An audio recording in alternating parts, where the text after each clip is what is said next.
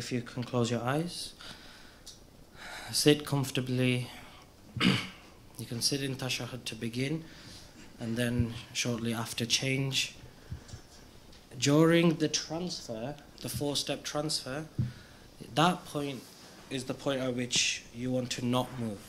So you want to try not move unless you absolutely have to, but sit very comfortably during the transfer point. After the 7th latifa, the white one is cleansed again.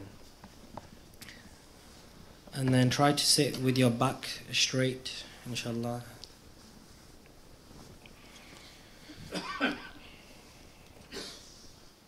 So now, inshallah, if you enter the thoughts in your mind that Allah subhanahu wa ta'ala is with me, Allah azza wa jalla is watching me, Allah subhanahu wa ta'ala is hearing me.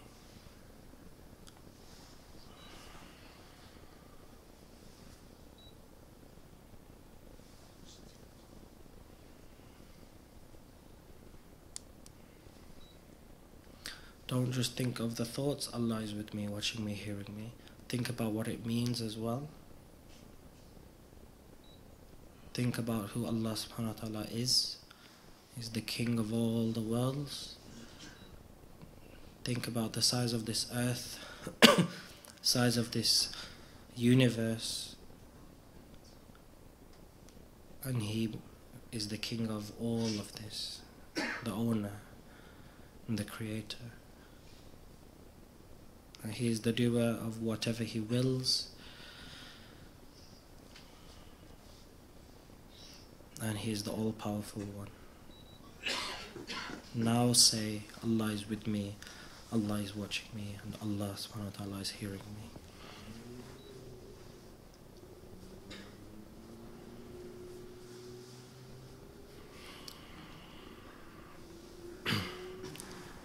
And now rectify your intention that, oh Allah, we only want your pleasure,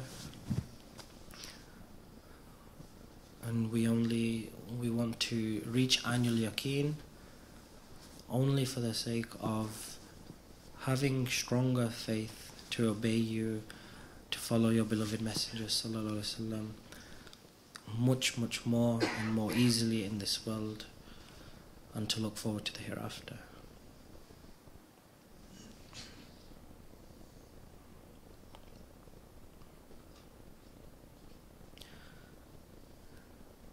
Now enter the thoughts of humbleness.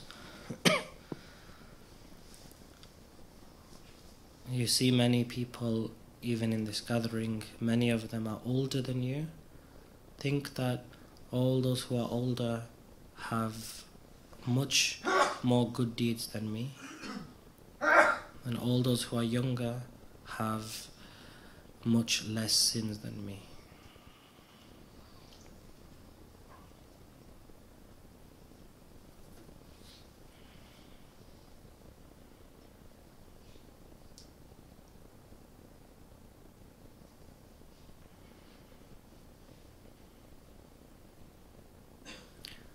Think about the thousands or even hundreds of thousands or millions of sins which you know about yourself, and the person next to you, you maybe only know 1 or 2. And you can only compare based on what you know, and you know that you have many, many, many more, and of them you know very few. So from this perspective, definitely I am the worst of all these people, and that's what you should believe.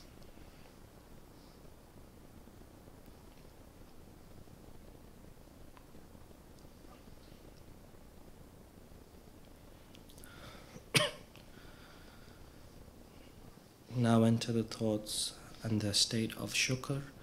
And the state of shukr is that, oh Allah, I have not been able to thank you as you truly deserve to be thanked.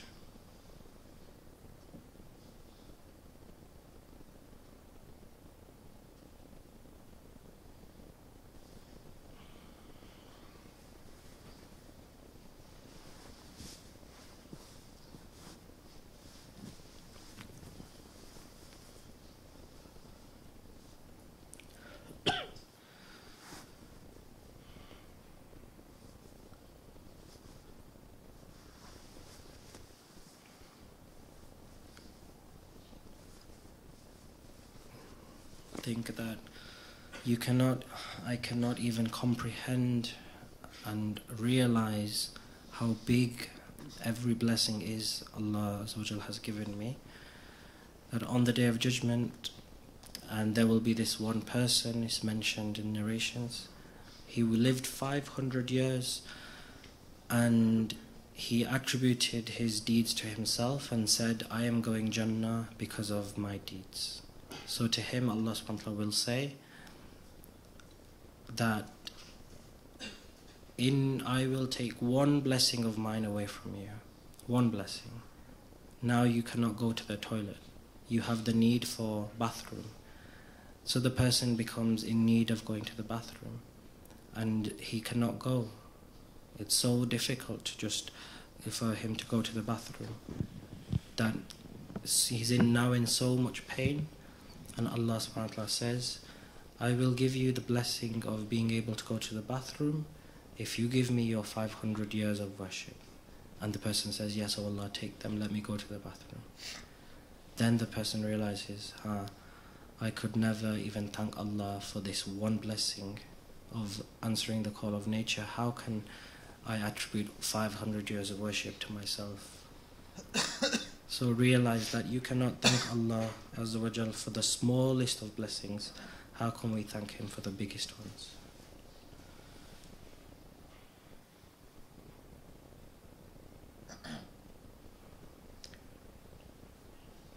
And now enter the thought and the state of reliance that, oh Allah, on my own I am not capable of doing anything. Only with yourself, with your power, your might, your guidance is anything possible. Oh Allah, you are the real doer. I am just an empty vessel.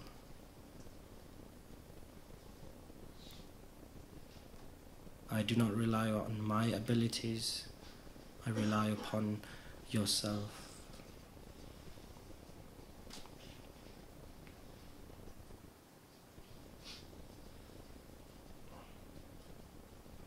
Oh Allah, whether I see or I don't see is in your hands. I am happy with whatever you decide.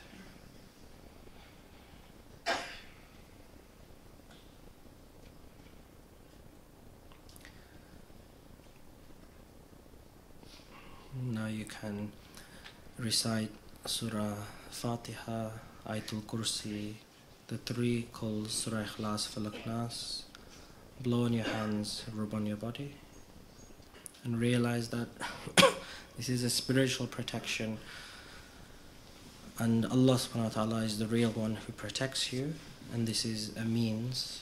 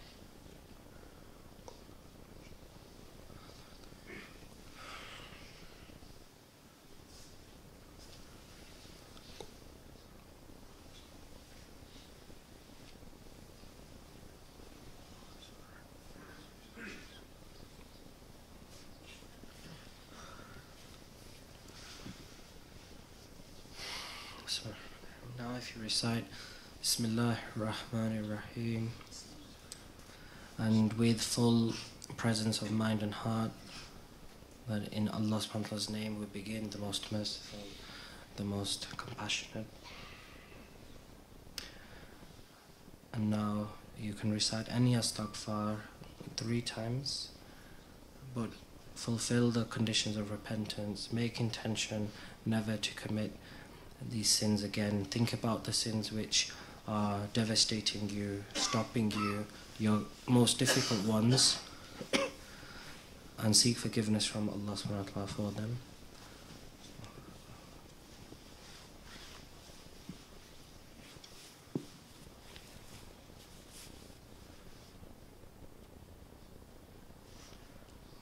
And now recite Durood Sharif or Salam upon the Holy Prophet sallallahu alaihi wasallam with presence of heart, with the thought that he is aware also of your Durood and Salam that you are sending.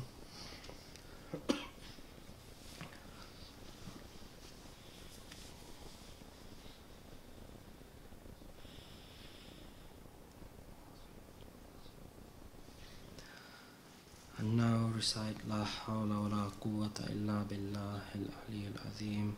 There is no power, no might, except with Allah Azza wa Jal, the Great. So recite this 3 times.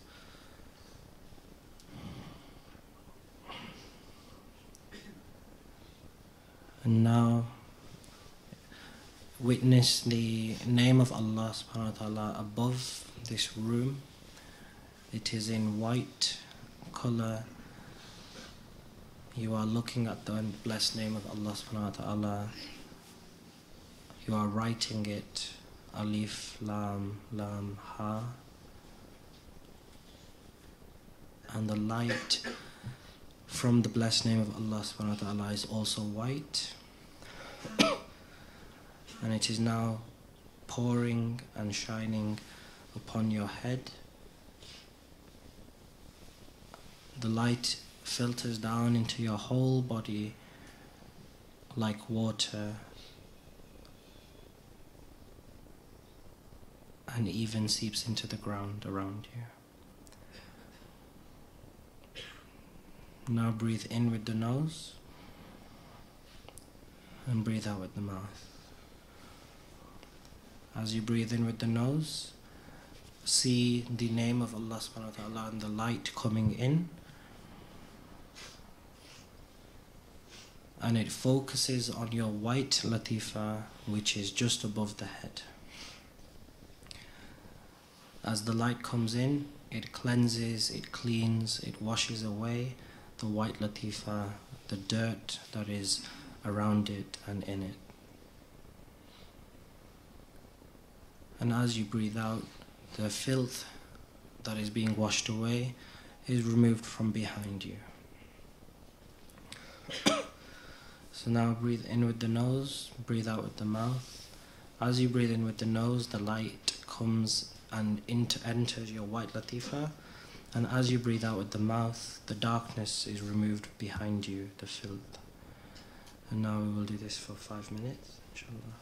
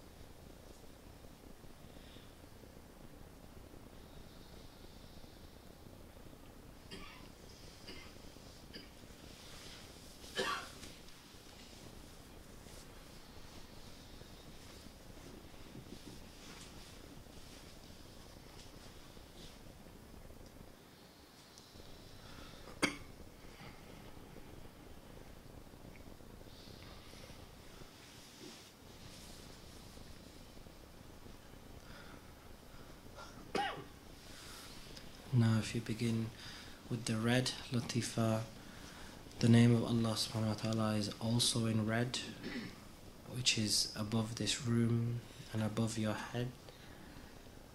The red latifa is in the groin area just below the belly button. The light from the name of Allah subhanahu wa ta'ala is also in red. As you breathe in with the nose, the light enters from above your head, washes all of the body, all the lataif, and it focuses on the red latifa. It focuses on cleaning that latifa, and as you breathe out with the mouth, the darkness is removed from behind your body. So now do this for 3 minutes.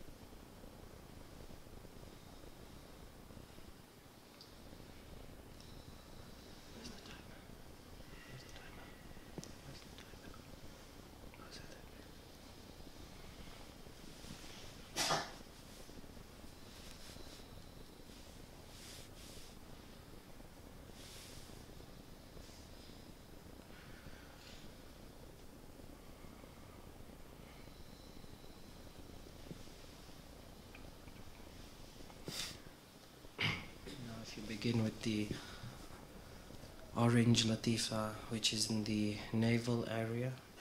The name of Allah subhanahu wa ta'ala is also in orange. The light enters the same as before, above the head, washes all the body, all the lataif, but focuses on the orange navel area lataif. Continue.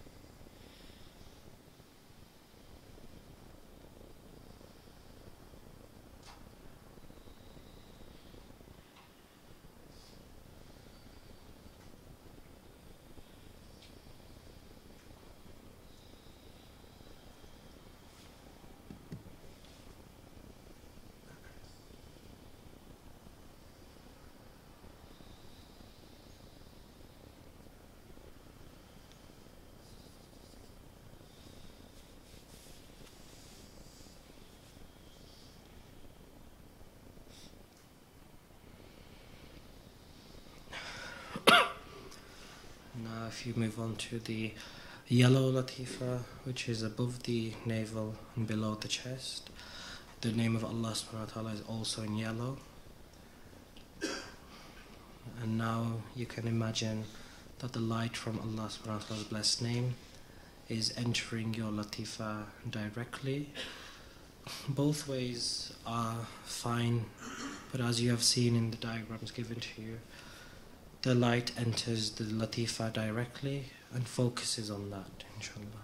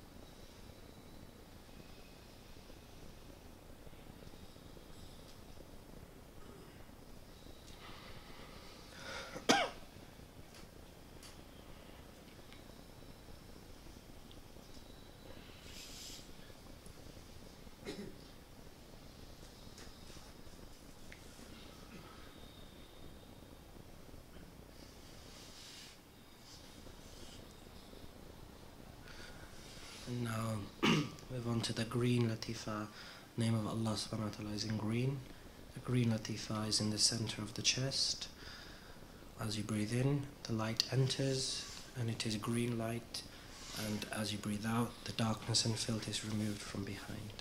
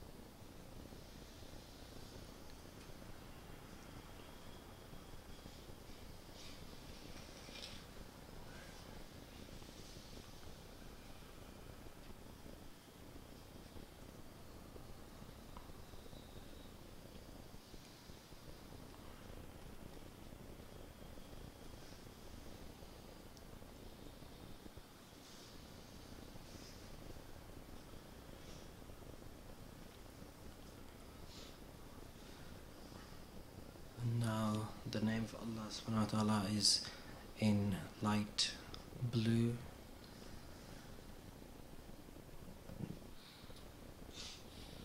This latifa is in the throat area, and the light blue light enters the throat and cleans it. The darkness is removed from behind.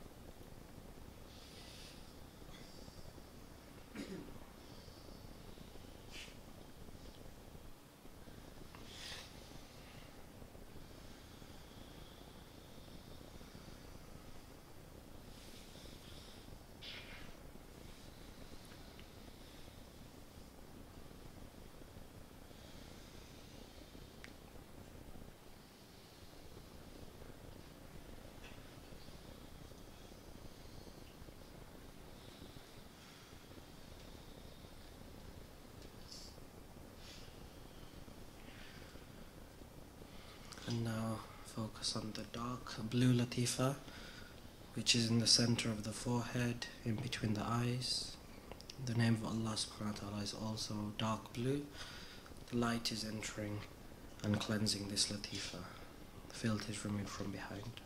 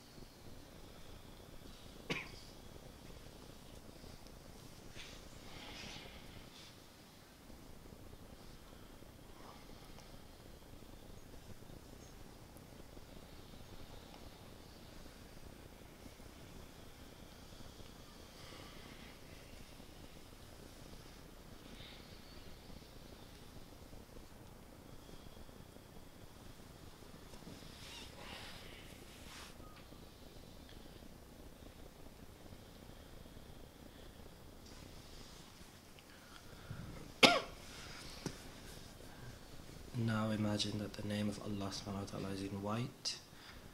The name is above you, in front of you, and the white latifa is above your head, and the light is entering and cleaning this white latifa.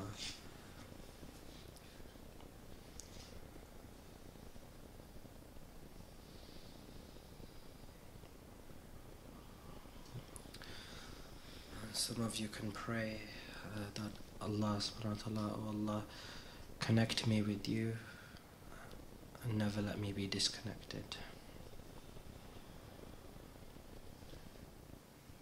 Because for some of you that is the only obstacle that remains, is the connection is the last thing to attain.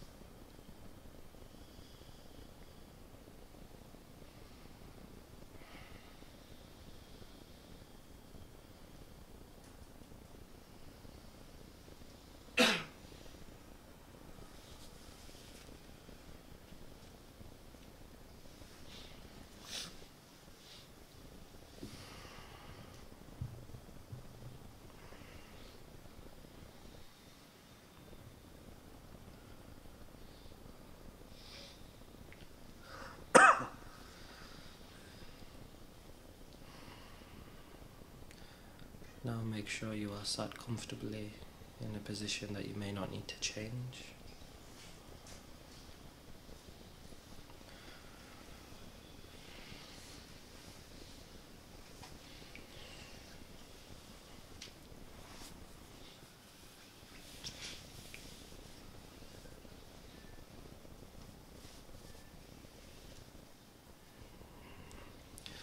Now you begin to see, look at your lataif from head to down the spine to the groin. All of the lataif are connected. The light is going up and down. All of the lataif are being activated, being cleaned at the same time. Continue breathing as you are. As you breathe in, you can imagine that the light is going up, and as you breathe out, the light is going down. All 7 of your lataif are getting ready and being activated.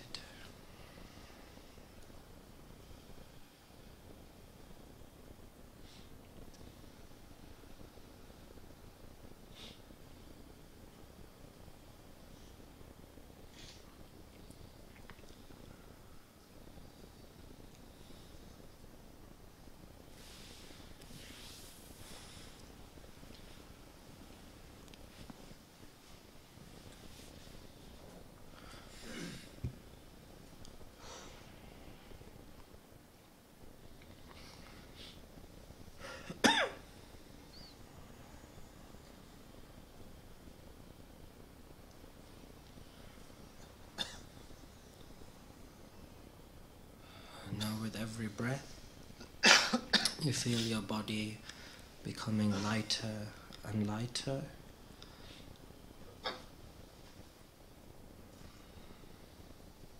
Your body is beginning to disintegrate, to disappear.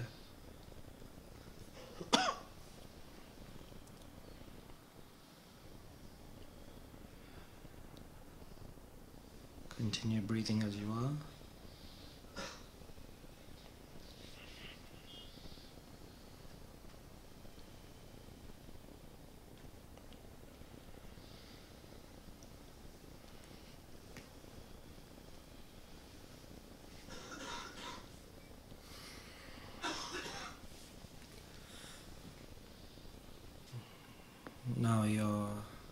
red latifa has stopped.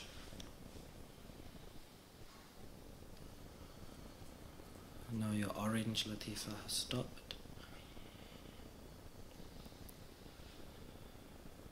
The yellow, the green, the light blue, the dark blue,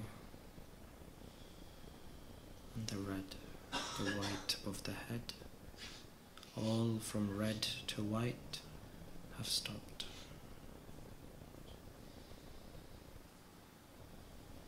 Only your breath remains and your conscience.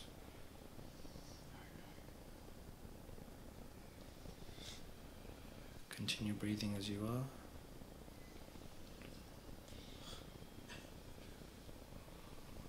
Now you begin to see a spiritual body of yourself forming in front of you. It is like you have a twin brother that you are looking at, all dressed in white.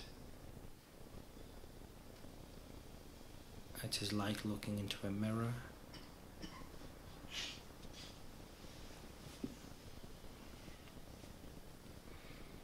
And the body is illuminating, light is coming out of it.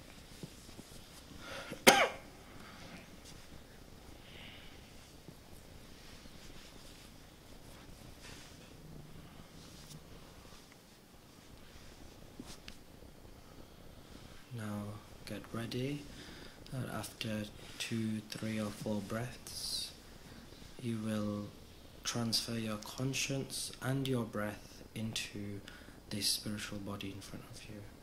With your breath and your willpower you will transfer your conscience into the spiritual body, and then you will find our teacher Hazrat Sahib, Hazrat Ahmad Dabbar.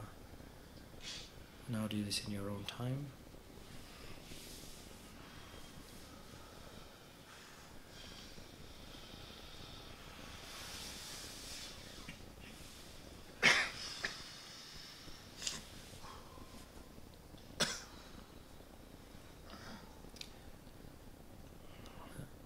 And now you can see a golden web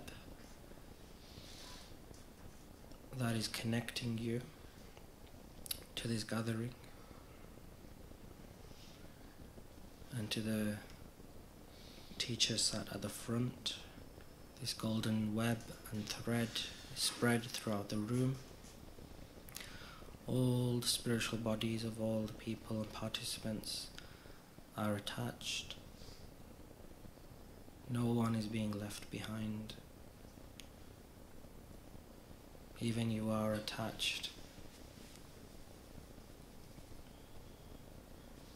You are looking around your hands, your waist, and this wonderful golden web and thread is protecting you and holding you, getting you ready to travel. Now the rope or web is becoming tight. It is all about to pull you, and it has pulled you to the blessed mazar of our master Sayyidina Abdul Aziz Dabbar rahmahullah in the city of Fez, in the blessed graveyard of his resting place. The day is warm, the sky is blue, the city is there in the distance. Everyone is going about their daily routine, but you are here, stood outside this blessed mazar of our master Sayyidina Abdul Aziz Dabbar rahmahullah. This is a hilly place. There are graves everywhere. And all the pious participants that are buried in this blessed graveyard, they are rising, their spirits are rising, and they are happy that you have come. They are welcoming you. And they are saying, Assalamu alaikum, and welcome our children of our Ahmed. This is the participants in the blessed graveyard.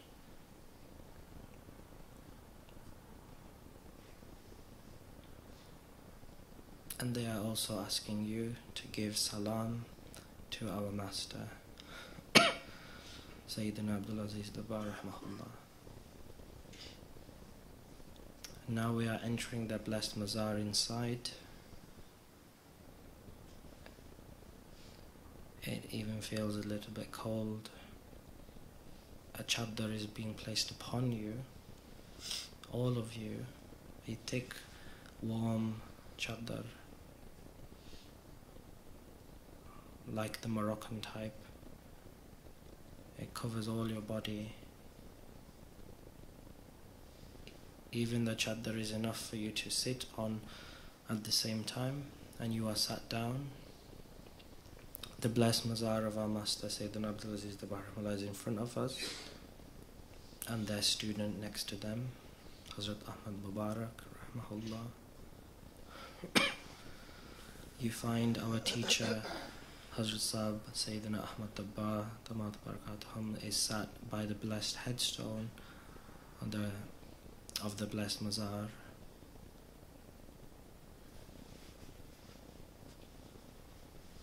Hazrat Sahib is weeping to their master.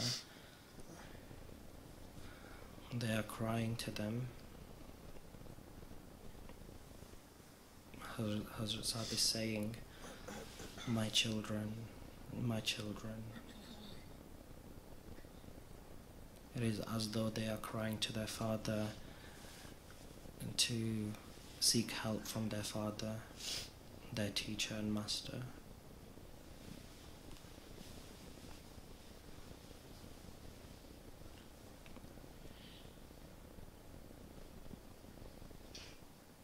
Hazrat Sahib is making dua for all the students and their children in this gathering and all over the world.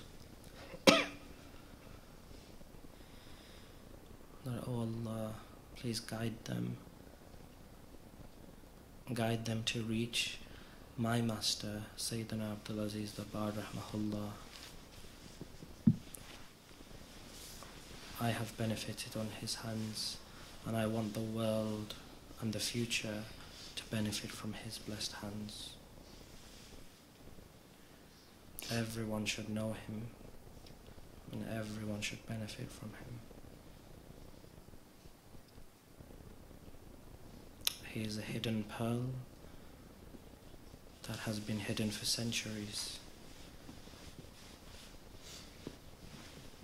He is a king amongst the awliya, the friends of Allah. And it is my duty to spread his message to the world. You, my children, you will meet him, and you will also benefit from him, as I have.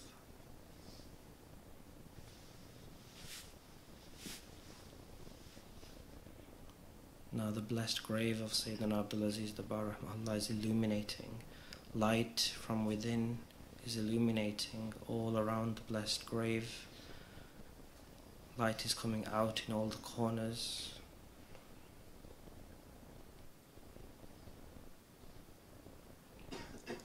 The top of the stone has now vanished, and more light is emanating.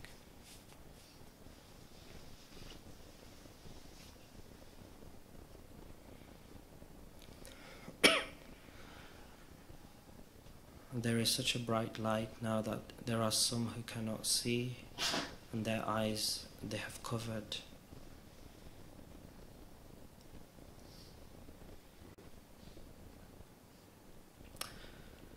Sayyidina Abdul Aziz Dabar rahmahullah is present in front of us, all of us. There are some sat inside the blessed mazar, there are some sat outside.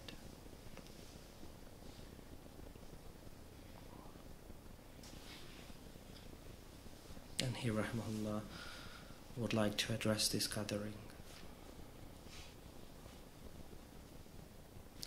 saying, "O my children, you are my grandchildren.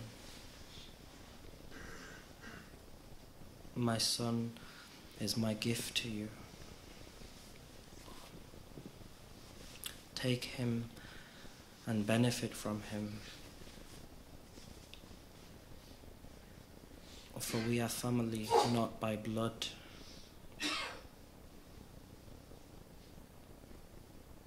but by our relationship for Allah subhanahu wa ta'ala. We have no want for anything in return. We do not ask you for anything. We do not need anything from you. Our Lord is sufficient for us. We only want that you benefit and that you receive. What can you give us when we have everything?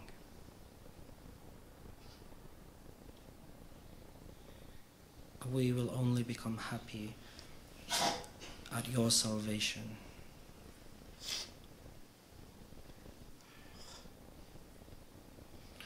After being opened, if you go back to your own ways, then you will go further astray. You will be made to forget this retreat. You will forget these 3 or 4 days.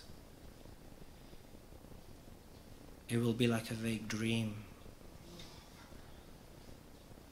but you will go even further astray. Be warned, O my children, this is like a double-edged sword. You have come, and you must continue going forward. There is no staying still. There is only going up or going down. Now look at what is in front of you, for this is the journey upwards. In front of us all has come a staircase, a golden staircase from this blessed Mazar Sharif. It is only visible to our sight, no one else can see it. The golden staircase is almost spiral and curves, and it is traveling up into the sky. Some of you have already embarked on the stairs.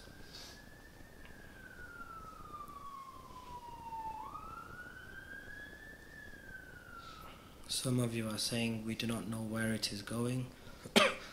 Others have travelled upon the staircase already and have said, we trust in our mashayikh wherever they take us.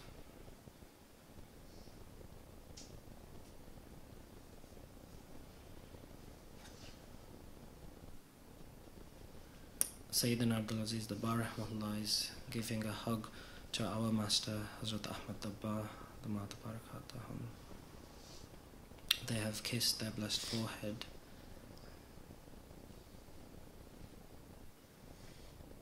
And they have entrusted our teacher with this gathering.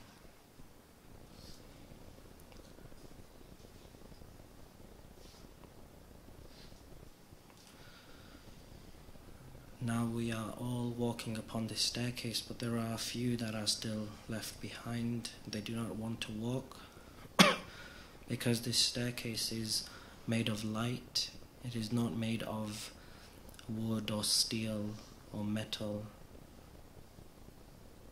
And they are afraid of traveling a journey of light.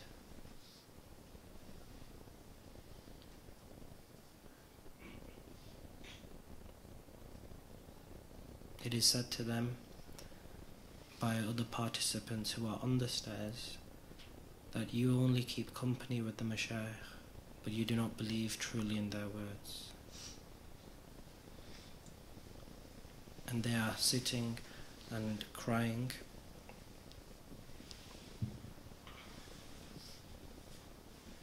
Some of us are waiting for them, offering our hand, saying to them, close your eyes and give me your hand.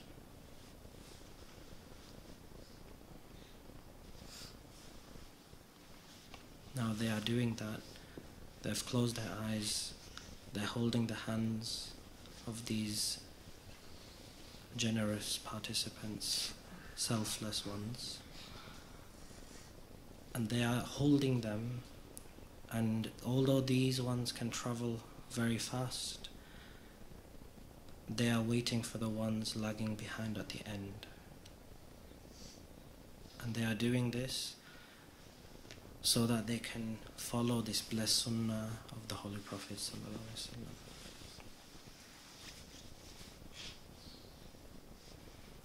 For these people at the back, the stairs has now turned into an escalator, and they do not even have to walk, but the stairs is taking them into the sky.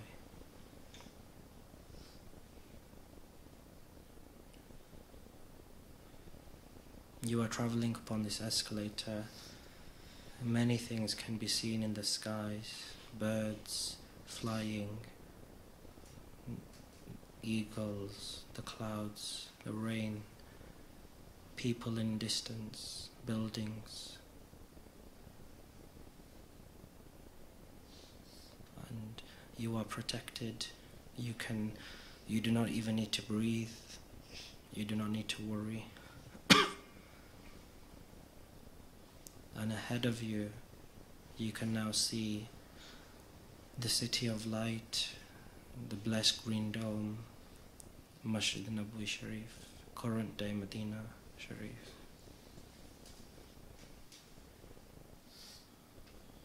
The stairs that you were upon was living, it was alive, and now it is lowering you to the blessed Masjid Nabawi Sharif. And it has put you on the white marble area with the blessed green dome in front of you.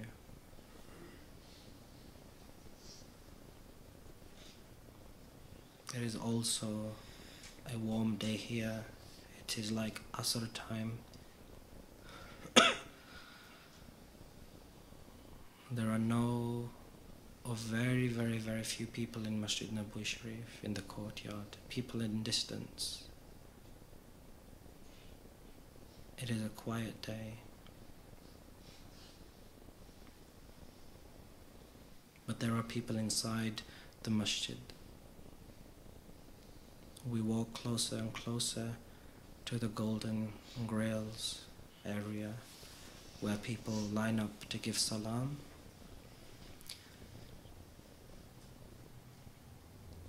And we can see a crowd of people inside there. But just as we walk, something has fallen from the sky, like a big spike, enormous in size, transparent and see-through, and it has stopped you.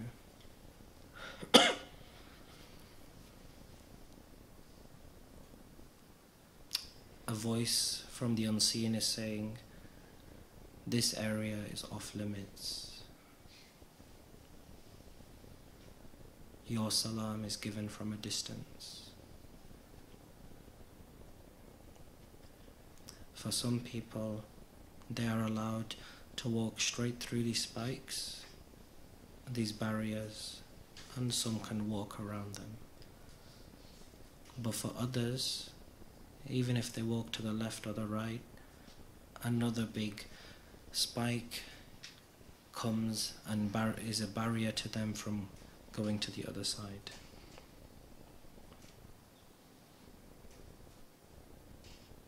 Now those same brothers that were waiting for the ones at the end, they want to help these participants that were lagging behind, but now they have to say to them, this decision is not ours to make. You must give your salam from here.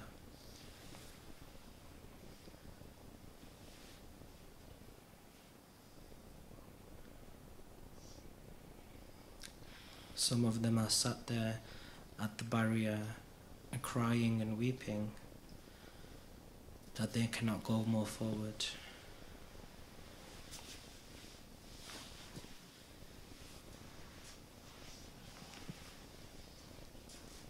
the mashayikh from behind them are saying to them that if you left your sins behind, then you would not be left behind.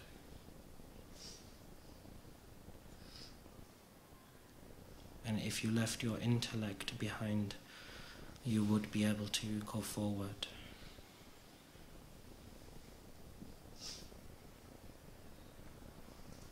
Those who are going forward, they have submitted their intellect to their teacher. They do not think, they simply do. And this is where they reach. So Hazrat Sahib is watching from a distance in the white marble area, and they are staying with the ones who are lagging behind and letting the other students go forward, the ones that can.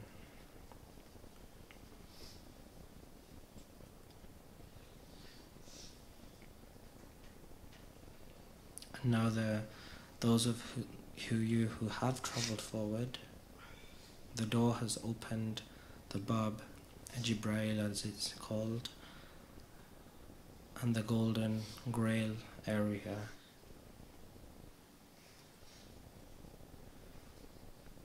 And from here,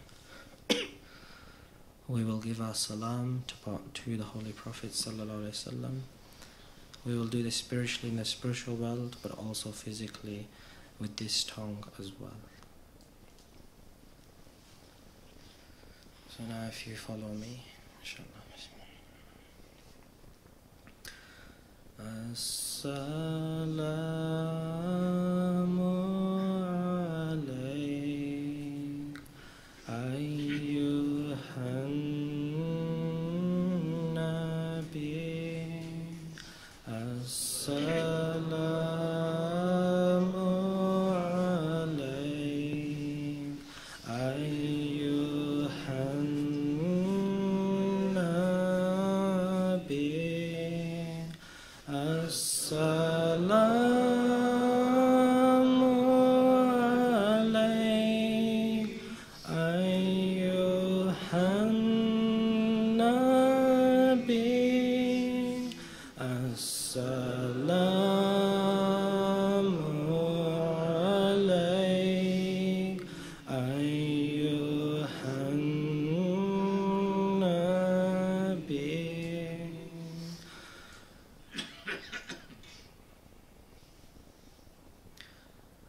And now a gift from within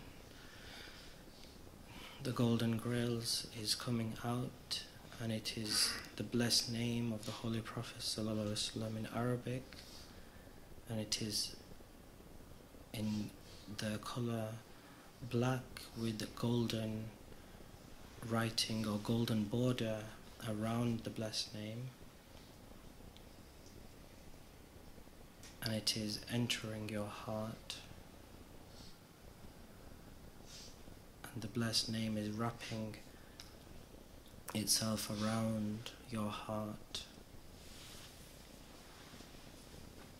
You are looking inside your heart and you can see the blessed name Muhammad Sallallahu Alaihi Wasallam is engraved upon your heart,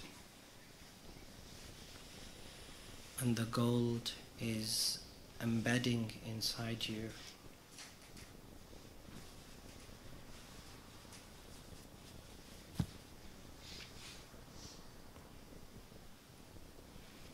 It is being said, a voice from the unseen, that the darkness is the veil between you and me. When my name is white and pure within your heart, then you will see me.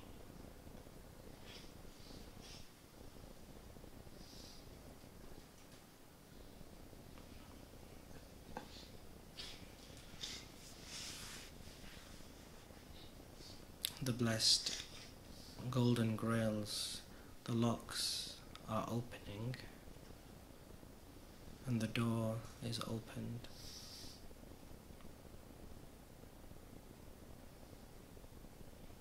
You are wanting to travel inside, but some of us feel too ashamed to let go and to move forward. One of the participants is saying to the others that you must let go of your emotions. You must let go of judging yourself,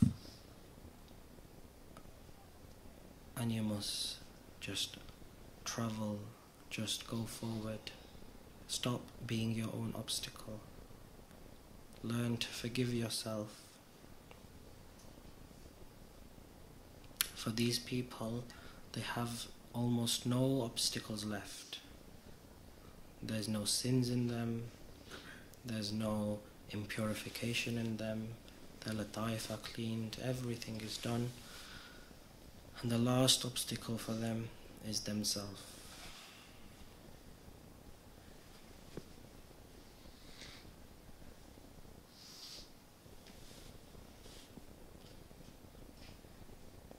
Some of them are falling to the ground, crying.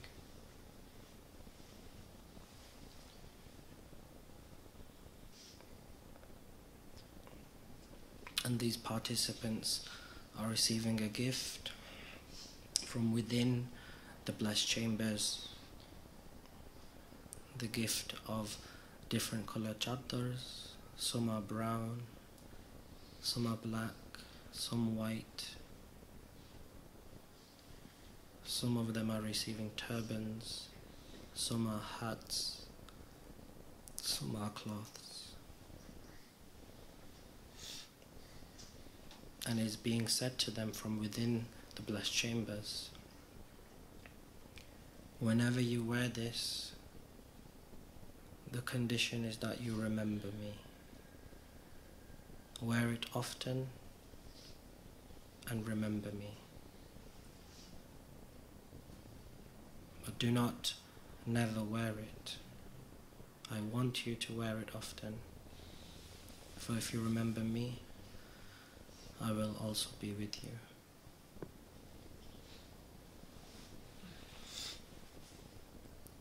And now you are wearing these blessed cloths and materials and turban cloths and hats.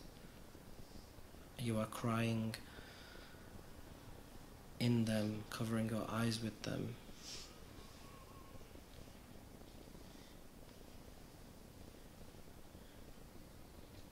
And few, very few, are able to go inside. But for the rest,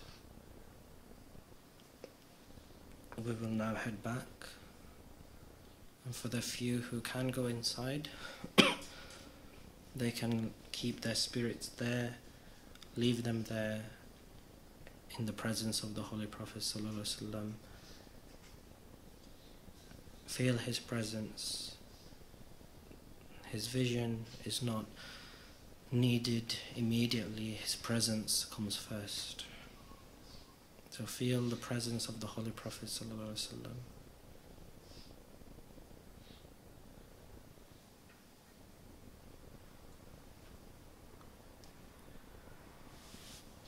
Think that he ﷺ is saying to you that I love you more than you love yourself.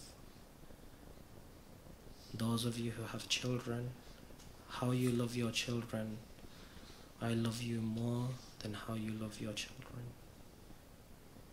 If only you knew the state of my heart.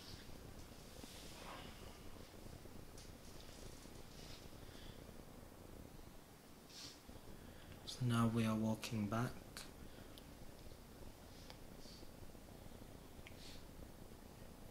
The obstacles from the ground are being raised to the heavens.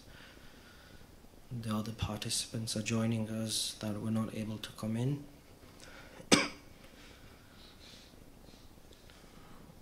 The golden staircase has lowered itself once again, and we are walking upon it.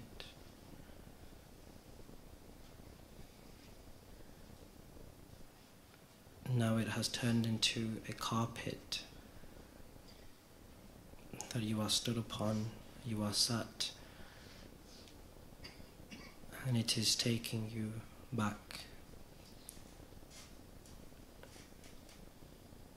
to where we are sat here. The carpet is below your seat,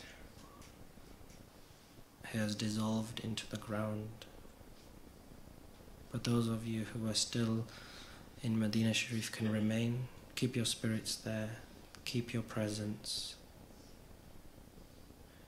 and slowly you can begin to open your eyes.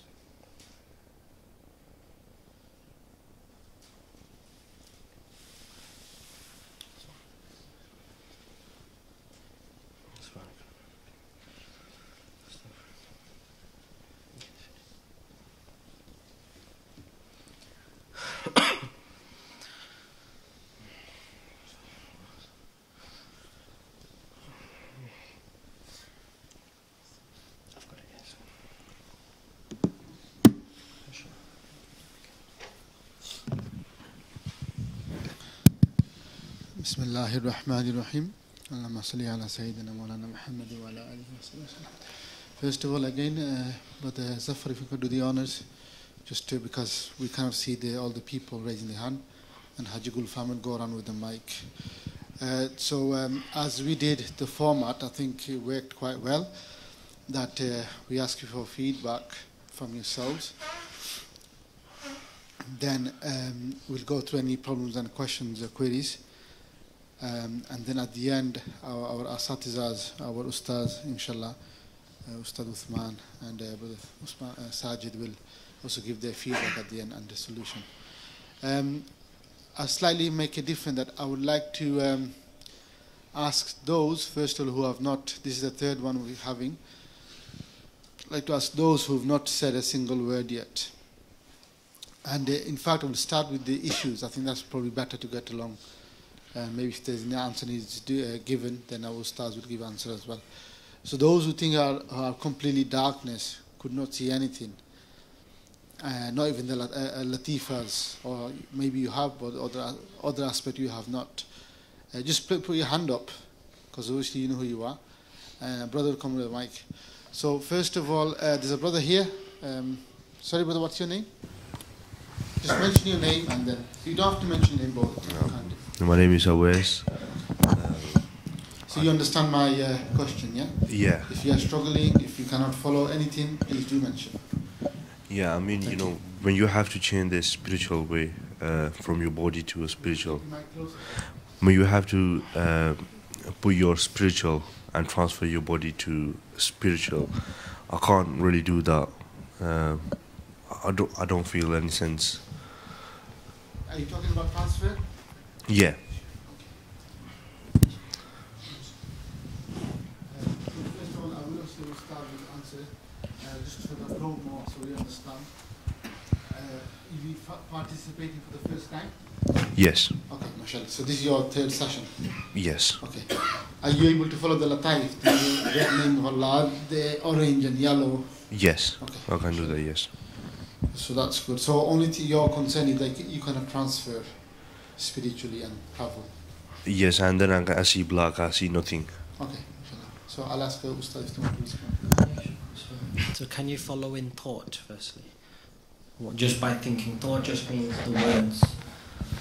I mean, when you say something that, you know, we are here, and then I try to bring that into my mind, try to follow what you are saying, but by looking at my eyes and feeling something, I don't really feel something. Okay. I don't feel like I am there.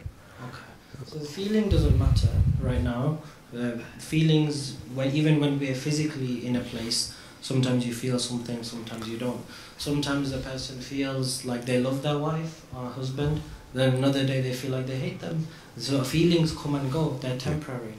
Later on, inshallah, we might do emotional intelligence section, and then you'll learn more about feelings. But feelings always change, they come and go.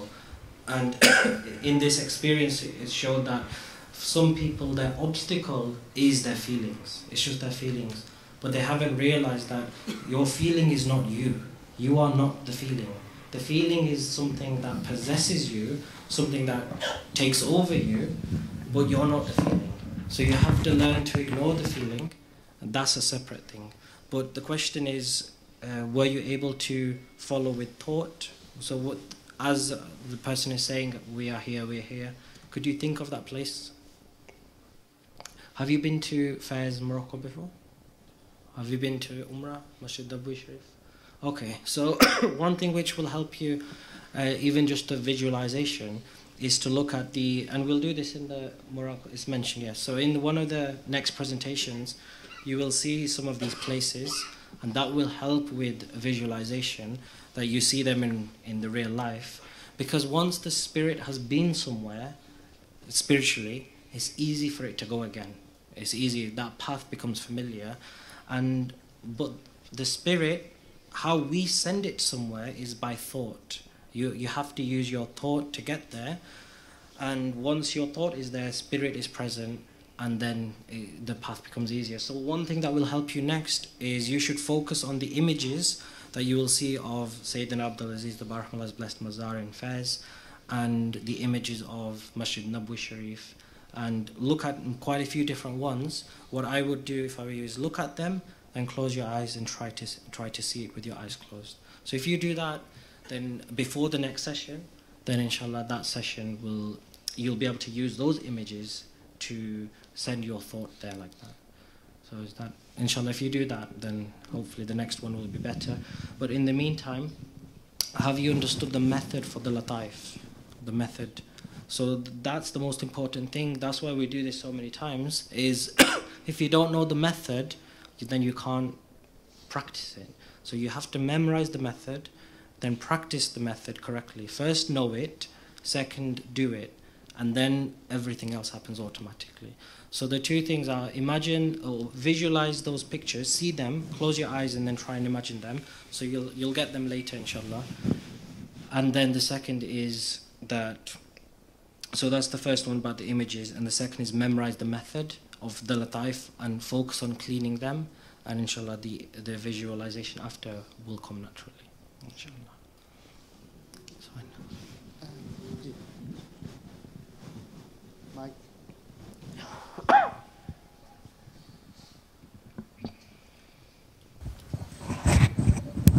Assalamu alaikum.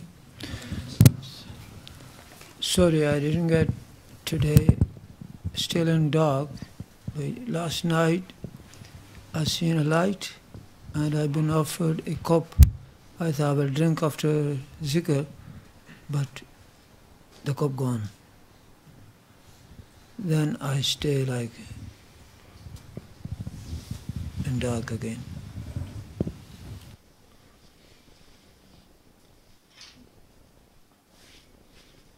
So when you say last night you saw a cup, when was this?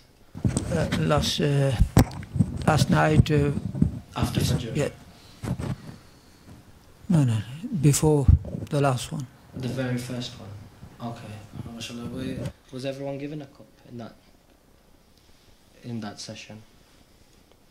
Do you remember, was everyone given a cup? It was Brother Sajid's session? Or was it just yourself? So MashaAllah, what that shows is that for you something has happened, for yourself something's happened unique that didn't happen to everyone else. And that shows that you were able to transfer. That's the first thing, that you transferred. So alhamdulillah, that's a blessing and a mubarak. And when a person's transferred once, every other time it just takes a matter of practice and it becomes easier and easier. So, and the cup can mean many, many things, but one of the meanings is a person who receives a cup, they are given you see, the cup on its own doesn't benefit you.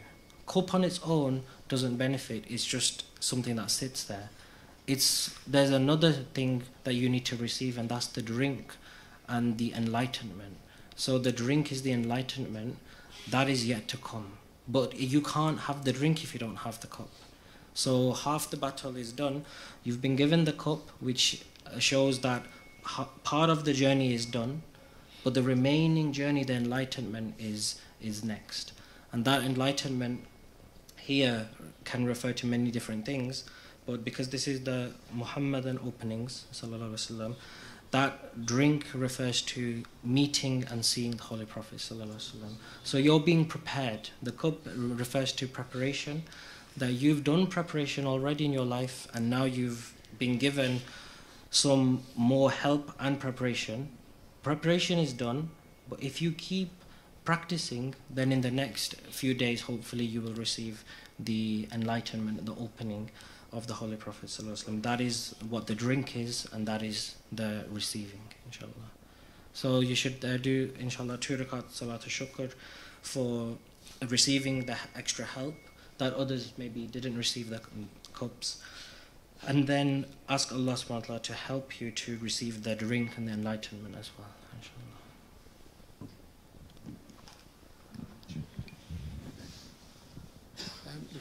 Who's not mentioned before? Brother Afruz. Okay, that's what I want to hear from you. We'll probe you. I'm very doubting you, I don't think it's just... Just take the mic, inshallah. We'll probe you and even answer our question there, inshallah. Yeah. Okay, as our Ustad started saying the name Allah, white in color, were you able to imagine? Yes or no? No. So you can't imagine the name Allah? No. You close your eyes. Okay. So you cannot see the light is coming down? Nope.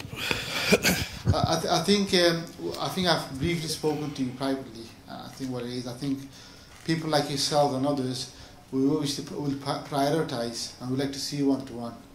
Well, you don't though, you know what I mean? Every time I've asked to see you guys, I asked the Brother Gul families today. Yeah. No, what we're saying, inshallah. You guys, portray yourself to help.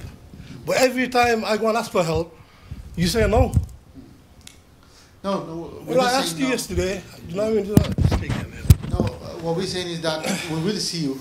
You don't know. No, but we're saying we're trying to manage the time. That's the main thing. Every time I go and ask for some kind of help, I get turned away. So inshallah, we will see you. We're just managing time, and we will see you, inshallah.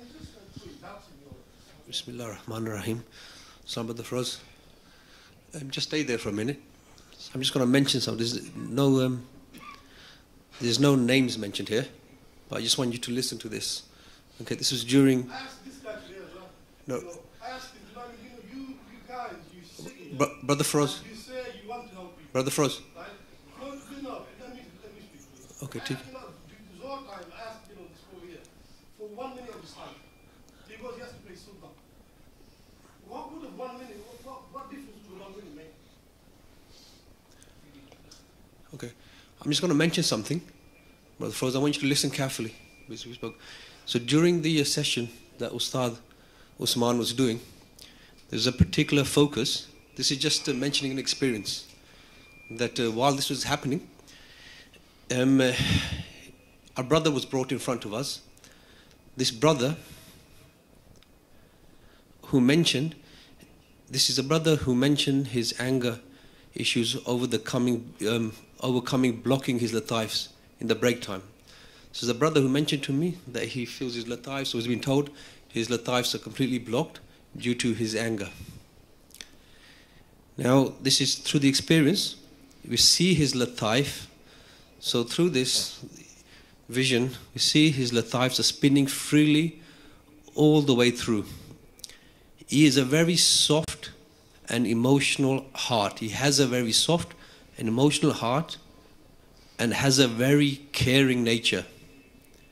His past has haunts him and he is ultimately hard on himself. Then I see myself fuse into the teacher, and under the light from the name of Allah subhanahu wa ta'ala, we place our hand into his heart and gently squeeze it. It removes veils of darkness to his soul, and a light of vision is connected to his forehead, to the dark blue lataif. We then place the other hand, this is fused with the teacher, we then will place the other hand onto his chest and turn our hands around and remove like a circular door from his chest, which allows his spirit to come out easily. His spirit is removed and placed into his spiritual body and taken to the feet of the Prophet Muhammad sallallahu alaihi wasallam. I see his spirit witnessing the Prophet Muhammad sallallahu alaihi wasallam, but his spirit is awestruck and frozen in awe of the Prophet Muhammad, peace be upon him. Now the Prophet sallallahu alaihi wasallam now mentions to the nearest meaning. Now I mention nearest meaning because it's difficult. I'm a very sinful person. It's very difficult to mention these things correctly. That's why we mention it to the nearest meaning. So this individual spirit, the Prophet ﷺ addresses. Now this is experiences happening during the session that Ustad Usman is relaying. And this is happening separate to that, but many things happen in the spiritual world, and the teacher, many help comes, and individuals are focused upon as well. So the Prophet ﷺ mentions to the spirit, know that my companions came in many sizes and shapes with different emotional states. Many of my companions had similar states and qualities like you. Anger, used in the right way, was a powerful tool for our army of truth. When directed correctly, it not only benefited them personally, but also the whole ummah. Direct your energies to help others, for the battlefield is in need of the likes of you. That's why I come here for. That's why I've been telling you for the past 2 years. That's why I'm here for. MashaAllah. Well, I've told you, what was given to me and what I came that I can't. Let me finish. Yeah, brother. Direct your energies to help others, for the battlefield is in need of the likes of you. Work in parallel first on you and join one of the programs of work of the path. Then a vision is shown. I'll mention the name if it helps. You may know this person. See him being joined with brother Javid from Bolton and working alongside him and his team. With this advice, we recite Drood and Salam and return his spirit to his body.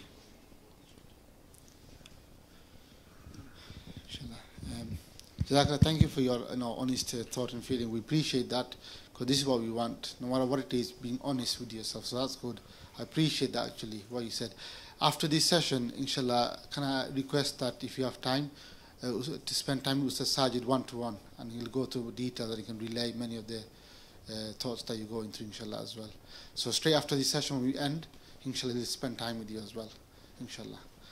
Okay. Jazakallah for that, inshallah. Is someone else on this side who want to put their hand up? Who was it? They mentioned people who haven't mentioned anything. Yeah, we'll come to you, inshallah, give you opportunity as well. Anyone else who's not mentioned also far? Brother Naveed.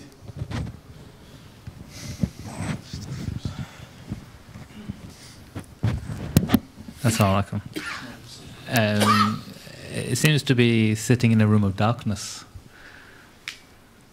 Okay, so in that case, it's back to when someone presents a problem, when you go to like a GP, what they do is he breaks it down to start asking questions to navigate what the issue is. So are you able to follow the lataif? Via thought, I can follow the lataif. Remember, again and again, the Ustad have mentioned that you have taken a responsibility which is not given to you. And you have to put that in mind. The thing is, many times, again and again, we sideline because of the fact that we think that we are only doing it in thought or words. What we are saying from the onset is that it is a beginning. It is a beginning. Look, I'll give you our biggest example. Even higher level than this experience of lataif and so on. What I'm going to say, that no one disagrees of the whole of the Muslim Ummah. Okay? And that is that to become a believer, you have to say, La ilaha illallah, Muhammadur Rasulullah sallallahu alaihi wasallam. Translation is, there is no God but Allah and Muhammad, peace be upon him, is his messenger. Now, what have I just done? Have I shown you any spiritual experience? It's just simply words. But that's the difference between someone going to hellfire or paradise. That's he says in another hadith. The difference between these two is La ilaha illallah. And what's that based on? Just simple words. So you can see the words and the thoughts as the most powerful thing. And when someone believes and says La ilaha illallah Muhammad Rasulullah, and then goes on the path of amal, practice, salah and so on, then the whole world is waiting for it. Of spirituality, of knowledge and so on and so forth. Now at that point he says, oh, I'm just doing a shahada, but I don't feel as I'm Muslim. Can you prove it to me? We said, no, you are Muslim. Because you're saying with your heart, you accept it, and you're expressing it with your tongue. Now, if you still want to say, no, I want something else, then you would say, look, be patient, inshallah, Allah will bless you. So the point of saying that is that first and foremost, everything begins with words and thoughts. That's a starting point. Now, if you ignore the starting point and you want to go to the end point, which is the spirituality and so on and so forth, then you're not going through the order. And Allah subhanahu wa ta'ala in this world has created asbab, means to reach an end. Things miraculously does happen. I do not neglect that. I do not say it does not. It does happen. But the miraculous nature is rare. That's why it's called miraculous, a miracle. If it was a regular happening, then it's no miracle. It's expected it's going to happen. So that's why everyone is to understand that what's been advised is we are saying this thought level by thought is part of that process. Now, why is it important that maybe you're not appreciating is that the mind and the soul, how it operates, maybe you need to understand this. The soul, the ruh, spirit, it comes from Allah subhanahu wa ta'ala. It's special in the Surah Sajda and many places. You can read everything is material, our body, our health, everything else, mind, brain. But the soul is immaterial, it's spiritual in nature. That's why it's called spirit in English. That has a vast amount of knowledge. Every single one of you. I'm not talking about because if you're wali Allah, that's why. No, every single soul has vast amount of knowledge. Everyone. It knows his Lord. He's met his Lord to an extent in world of spirits. Now, at the time of our birth, it was transferred, come to our physical body. And as it transferred, then the third thing became existent, which is the nafs, the desire, you could say. So the ruh and has the vast amount of knowledge. Now, I'll give you one example. One of the Mashaykh, Shaykh Sayyidina Abdullah Aziz said, the ruh is so powerful, is that when the ruh sees something, instantly, without even a second goes past, he knows everything about that table, how it was made, which factory it was made, all this information. The ruh knows already. He just needs that split second exposure and it knows. That's how much power the ruh has. And this is everyone. So this is nothing like I'm saying, just certain people. It's everyone here. The only thing is like the children, when they're masum, they're free of sin, they see many things and they speak in a certain expression as well. But as we grow, there's that barrier starts appearing in front of us between the spirit, the soul, and us. But the agency through which the ruh communicates and we comprehend and understand is the mind, is your brain. And through the brain, there are many sources of information coming. So if you think of it like an IT or computer science, like a brain is like a computer, the motherboard, through which many different sources it has, where you see the data, zeros and ones, the binary code. People don't understand that. Yeah, it comes through, zeros are not coming through. Many sources. But the motherboard does not recognize where it's coming from. That's not its function. It just recognizes it's coming. Information has come. Information comes from this side, this side, this side, this side. It just tries to put that into some meaningful understanding, decipher it, so that we can then be able to comprehend. Now, it could be from shaitan. Why do we ever say shaitan, oh, it's only a thought, I don't believe you, I'm not going to follow you. Have you ever thought about that? When it comes to good things, we say, yeah, it's only a thought, it's not maybe not real, everything else. When it comes to shaitanic thoughts, when the thought of evil comes, or let's go and watch cinema today, whatever, I'm just giving an example, or whatever else that calls, let's go for a smoke. Why do we say, oh, it's only a thought, it's not real, I'm only thinking, it's my thought level. Have you ever thought about that? Why is it that when it comes to evil, shaitan is the same trick and he makes us fall into it? But at the same time, when it comes to Islamically, what we're trying to teach here to the thought level is the positive. Shaitan, that's his limit. He can't go any further than thought level of influence. What we're saying is spiritually, thought is the beginning to something greater. So what happens is the soul, normally the spirit can only communicate, and one channel is open for everyone, is the thought. So that's why, for example, like we say in science, the most fastest thing in the world, in the universe, is the speed of light. There's something even faster than that. That's your thought, the power of your thought as well. You can instantly, with your thought, you can think about Australia, or think about the image where you're seeing Australia. Now that is an information, it's coming to one channel. Brain doesn't know, but brain knows because we're used to it all our life from age of maturity till now. This is the way we channelize and understand things. What we're saying is the spiritual aspect, sometimes through the help of the mashaykh and understanding and teaching, that door is slowly gets opened up. And the starting point is the thought. Then, because the brother of the thought is imagination. Then after that, these two are in control. Once you master it and you do well, then the greater opening takes place, which is the spiritual experience. So I think from now on, I don't want you to become confused or go in the bother, it's just my thoughts only. Because we know from the Sahih Hadith that he said that when Ibn Adam, the son of Adam, commits a sin, a dark spot appears in the heart. Have you ever thought about that? How does it happen? How does it happen? Have you ever thought about the process, how it happens? Yes? No? Anyone? Well, it happens, we know, believe it, because we can feel the darkness, because there's no sweetness in Iman, in Salah, and everything else. Because we know, because darkness will come through the eyes and ears and so on. But why do we have a question? Oh, I don't feel this darkness is coming. I don't think I've got darkness in my heart. I'm quite pure. But we know by our own experience it's not the case, because the things are happening. That's why we fall into our deeds and following Islam and so on, because of this reason. Darkness is entering our heart. We never question that as well. So when it comes to the evil side, they're taking full advantage of this thought medium. But at the same time, what we're saying from Islamic point of view, we have to approach, let's make a start. And thought is a process by which you can reach an end goal, inshallah. So that's why, again, the Ustad, they don't go all the details because the time restricts. They just say, ignore that, or it's just my thought only, I don't believe in it, and so on. It is a beginning process. Someone who wants to read and write, they never learnt it in their life, and they see beautiful calligraphy in English language or any other languages, and he goes, I want to learn, and you're the teacher, and he goes, okay, you got this, put like this, A. He goes, oh, that's not writing. What is this? Look at this book, that's what I want. Why are you teaching me this A for? What is this? I don't believe what you're teaching me, you don't know what you're doing. I'm just saying an example, yeah? But he said, no, this is a process by which A, B is not writing, but this is a key elements of part of writing, or alif, ba, ta, sa, whatever you're learning. So this everything starts from somewhere, inshallah, and then goes somewhere. So inshallah, I think you're already practicing. I've had interaction with you before. You're able to follow the lataif and so on. And also remember, in this retreat, we're going through a journey as well.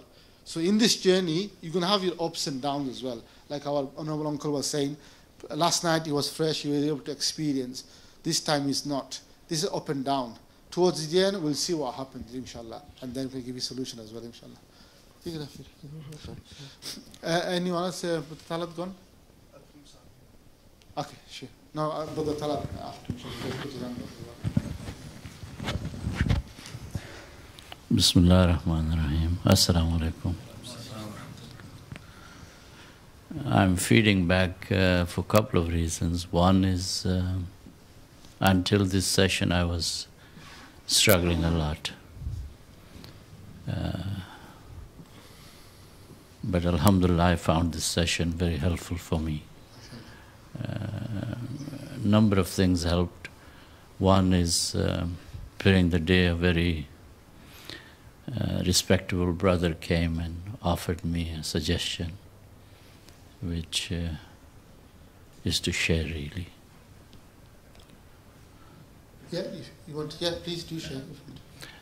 So what I found helpful today was that I was able to follow the instructions and also experience various things.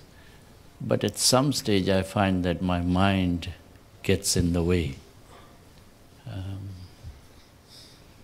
So I'm able to travel so far, and then the thought gets in the way. Which thought? The thought really that, for example, in Medina Munawwara, how can I look at the Prophet ﷺ?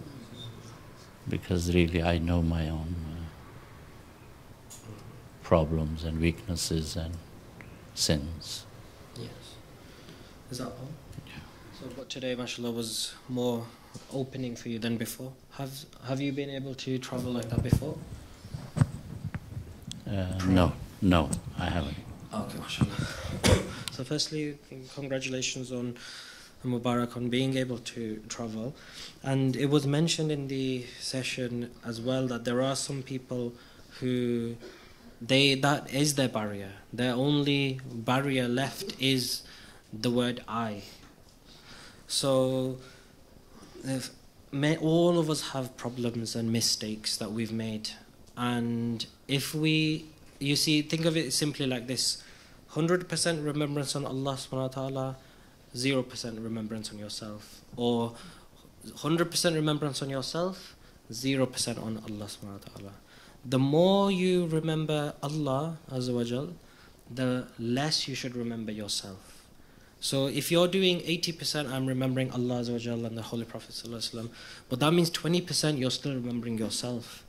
If you want to travel fully, you need to have 100% remembrance on Allah and His Messenger Sallallahu Alaihi Wasallam and forget yourself. And that then means that you will never ask this question, how can I? The question, how can I, will never be present because you're not thinking of yourself. So you travel as though there is no you, there is no I. So you travel to Allah and His Messenger, but without the thought of yourself. Then you can travel fully. If you travel with yourself, meaning with the thought of yourself, that me, I've done this, I've done that bad thing. If you travel with the thought of yourself, that thought, that feeling that you're going through, that disgrace that you feel or regret that you feel, that will stop you. And that's what you have to let go of when you're traveling. You have to let go of that because the thought, the feeling will become your barrier. It doesn't mean that you've not repented from it. There's a difference between, so that's the first part. Second part of that is there's a difference between seeking forgiveness from Allah subhanahu wa ta'ala and forgiving yourself. So what does that mean? Seeking forgiveness from Allah subhanahu wa ta'ala and the people is asking them, oh Allah, please forgive me. And ask the people if you've hurt them, that please forgive me. Then you don't hold them responsible for that thing anymore. It's as though it never happened. But if you still torture yourself over this same incident again and again and again, the thing which I've done myself, the sin in privacy, or what I've done to others, if you still hold yourself accountable for that I am this person, I did this, then that you haven't forgiven yourself, meaning you've not let go. And that it's called stuck energy. It's like it's stuck inside you. And what you're meant to do is let it flow, let it go. So you can do this now just by, just do this practice. If you close your eyes, let's do this now. Think of, so everyone can do this. Think of the person who you have hurt in your life and the same person that you've apologized to, you've asked them for forgiveness and they've said that I forgive you, it's okay. Don't worry about it, it's in the past. But you still feel the pain inside you that I did this. How could I have hurt this person? How could I have said this about them? They forgive me, but I still have not forgiven myself. Now what I want you to do, I want you to imagine you are in their mind. You have now entered their body. You're looking at yourself from their perspective. You are in that person's body and you're talking to yourself. So what I say now is that person speaking back to you, and they will say that, oh my brother, or my father, or my son, whoever you are to me, it's okay. I don't mind, it's gone now, it's in the past. I want us to have a good, happy relationship. and I'm not hurt anymore, so you don't need to be in pain, you don't need to worry or suffer. I've forgiven you. Now you forgive yourself, because it doesn't matter to me anymore. But rather, if you bring this up again and again and again, that hurts me more. The fact that you still hold this in, that hurts me more. If you had let it go from yourself, then I would never have the memory of that incident again, and I would feel better. So now, just let it go and let's move forward. So now you can open your eyes. So all you're doing there is, whoever it is that you've hurt, whether it be the spouse, the father, mother, daughter, whoever it is, you need to see it from their perspective. And when you see something from that person's perspective, from their eyes, then you see the situation in a different way. Right now, we always look at it from our perspective. You need to see it from that person's perspective, and then you see the whole situation in a different way. And you can actually do the exact same thing. We will practice this during this retreat, inshallah, that how the Holy Prophet ﷺ looks at you. It will be as though you enter the mind of the Holy Prophet ﷺ and you're looking at you, and what the Holy Prophet ﷺ thinks of you, what he would say to you. So we'll practice that, and then you'll see that his thought of you is something very different to what you think of yourself. So inshallah, is that okay? Brother Talat, you wanted to mention?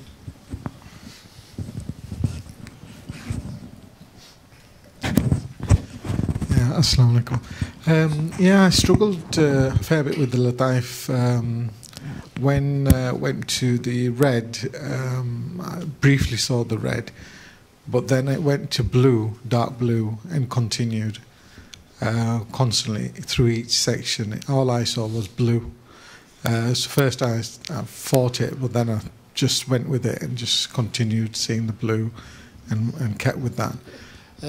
In the session after Fajr, it was quite clear when you did so, the different colours. No, at Fajr, everything was just blank. It wasn't very. One of the feedback was it. The first one, yeah. First one, right? Yeah, okay. yeah. Sorry. That was quite clear. Yeah, okay. So as I was mentioning, that sometimes during the journey you have your good moments, and then sometimes it's like learning to drive. Some lessons you have very good lessons. The instructor says to you, "Oh, you had a very good lesson," and some lesson what happens is, you have a bad day. And say, "Oh no, I feel as though I've gone back a step or something." But all this is part of a learning experience. And sometimes there are other reasons, maybe, whatever emotional state you're going through or any issues is playing in your mind as well, that has an effect on these things as well.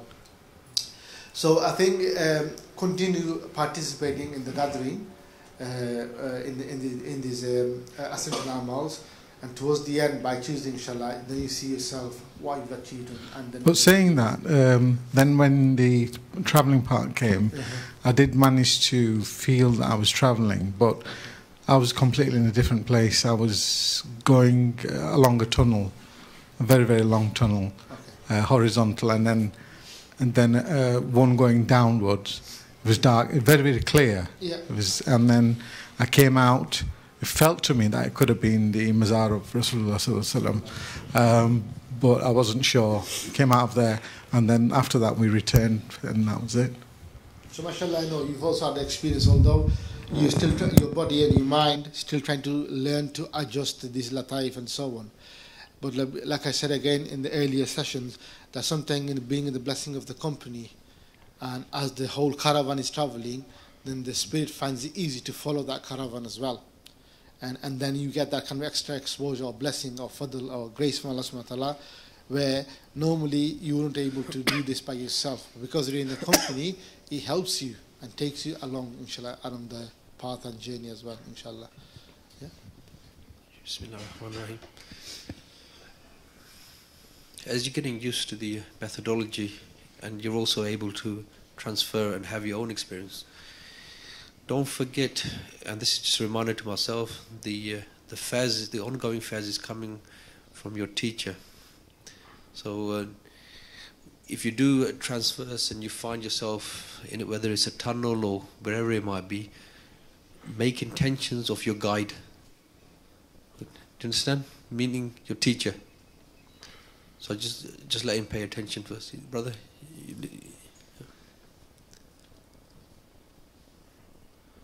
So for the next session, wherever you find yourself, I want you to bring with the thought level, bring the attention of your teacher. Okay, whether it might be a tunnel or a dark tunnel, bring the light of the teacher in and pause and follow them. Okay? And this goes for anybody. Think of your teacher as your reset button. Sometimes we may enter the spiritual world and be in awe and do our own traveling. It's natural. It's like I have intentions to travel to London, and I stop over in Birmingham, and I get lost in Birmingham, for example. The shopping, the food, the people, and then, oh yeah, I need to get on with my journey. So consciously bring the intention of your teacher and let them be your guide. And they will light up that tunnel and guide you out and take you to further stations. And the other thing is, when a person sees the other lataif in different color, especially a darker color, then it's actually a good sign. And the good sign is that you're able to see that the lataif are not cleansed. So when the lataif are cleansed, they have their colors and they have bright color and they are moving. Some people experience them as spinning. They describe it as spinning. Some experience it as vibrating. Some experience it as just moving. Some experience it as hot or cold. Different people, different. It's like we all have headache, but we describe headache. We have different symptoms, so we describe an illness in a different way. So think of it like a pregnancy. Every female that is pregnant, they have different symptoms. Some have good pregnancy, some have bad. They go through different experiences. So you're experiencing them in a different way, but the good sign is that you're able to see them and you're able to see that they need cleansing. So now the focus during the day, when we're not doing the session, should be that you're cleansing your lataif. And you can do that all the time. You can do the breathing exercise, breathe in, breathe out, focus on one lataif, so even when you're sitting, even before you're sleeping, even when you're driving, you can do this with eyes opened. You can be focusing on cleaning the lataif, and the more you do that, the more they become clean, inshallah. So that should be your focus before the next session, is just focus on cleaning the lataif one by one, inshallah. And then they will affect your vision in the spiritual world. If they are clear and clean, vision becomes clearer. If they're not as clean, then vision becomes more blurred, and then a person can become lost. As Ustad Majid mentioned, the important thing is to find the teacher. Think of them and you'll find them. They will find you, inshallah. Is that okay? Yes. Ustad. Should we ask people about that? Thank you, Brother Gulfam. Assalamu alaikum. Wa alaikum salam. My question is that when you're traveling, sometimes what I realize is that you're you go, but then the ustad's kind of coordinating it as well, and you feel like a bit of contradiction, because you're somewhere, and the ustad's telling you're somewhere else. So how do you deal with that? Because I had a very contradictory one today as well. Where were you? Basically when and I'm not sure if it's a nafs issue or something, but when you said that we're entering the Rawda when reading Salat Salam to Prophet Sallallahu, I felt like with the Sheikh, we were with the Prophet Sallallahu listening to the Salawat rather than reading it. Okay. Who was reading Salawat? When we were outside the chamber, when everybody started reading Salawat upon the Prophet Sallallahu. Okay, so where were you? Inside the chamber. And where was everyone else? They were stood outside the chamber. Yeah. So mashallah, there's no contradiction, because everyone is of different levels. Some people will reach certain place, others will be able to go further. But as you heard Hazrat Sahib mention yesterday, the speakers or the teachers, they wait for the people at the end. So those who are able to continue, they can continue on their own personal and spiritual journey. And those who are not able to continue, then the teachers will wait for them, speak to them, and try and help them and guide them along so that they're not left behind. But those who can continue, then for them, one of their advice is that they can almost ignore what the speaker is saying and do their own journey. Because they don't need, that person doesn't need the collective gathering anymore. Collective gathering is for the majority. For the one who can travel, they can just continue. So that's the first thing. The second is that in the spiritual world, multiple things can happen at the same time. Multiple, hundreds, thousands of things can happen at the same time. Because the spirit is free from time and it's free from space. So time is not a factor and space isn't a factor. Another thing is that then every person in the spiritual world, especially the mashayikh, they have many spiritual bodies. So you can see one mashayikh in one spiritual body, someone else will see them in a different spiritual body. For different reasons, it can have different meaning as well. But it also depends on that person's vision. That person's vision, if it's very, very clear, based on their purification level, it will be more clear. If their purification level is lower, it may not be as clear. But even then, there are other factors to take into account. Yes? So one more question, Ustad. So what's the difference between seeing and feeling? Well, seeing is simply something that I'm seeing here, but feeling is an experience that's inside you, that you can't, there's no image to the feeling. It's something you experience. So feeling is an experience that you are emotionally feeling inside you, and seeing is something that you're witnessing. They're two different things. Yeah, I mean, like, my question was like, how does it work? Which one comes first and which one comes second? Because one thing I've realized is I'm not seeing a lot, but I'm feeling loads. That's good, mashallah. Did you hear in the experience it was mentioned? I think I mentioned it here, that the experience comes to stay in the. Do you remember I mentioned to stay in the presence of the Holy Prophet ﷺ? The vision may come after, because for many of us, you're in the presence and you can feel the presence of the Holy Prophet ﷺ. So you're feeling it. It's like you're with me now. I can feel your witness. If you're all not here, then a person can feel alone. So the feeling of alone and feeling of company is based upon, are there people with you? With Harun, can you? So if someone's with you, you feel witness, but you can't see them yet. So the vision comes after. So the presence of the Holy Prophet ﷺ is actually in the fourth stage. It's the purification of the soul. Miraj comes after the fourth stage, which what we're practicing here is Miraj. This Miraj comes after, and that's the vision. So for some of us in the room who are thinking, why am I not seeing? Maybe it's because the fourth stage has been neglected and they've not even practiced or done that stage. How can you go to degree if you've not gone to college or postgraduate without doing degree? So there's your answer. People ask all the time, what's my obstacle? What's my obstacle? You know your own obstacle if you just ask yourself, what have you done and what have you not done? It's the things that you've not done are your obstacle, and the things that you're doing that you shouldn't be doing are your obstacle. So it doesn't require anyone to tell you what your obstacle is. You yourself can tell yourself. So this makes sense. The feeling comes sometimes first, and the vision will come after. Jazakumullah khair.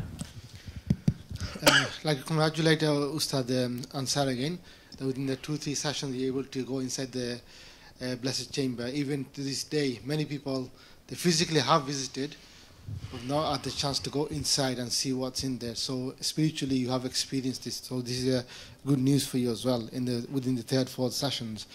So that also shows that, like our Ustad Ansar was saying, with the teacher, that he was able to go inside. That shows that the key ingredient, the teacher, which is needed for this journey to happen. Now think about teacher, they're not here to take, financially benefit them, take your money from you or something like that. They're here for the path to Allah subhanahu wa ta'ala and to see Prophet Muhammad sallallahu alaihi wasallam.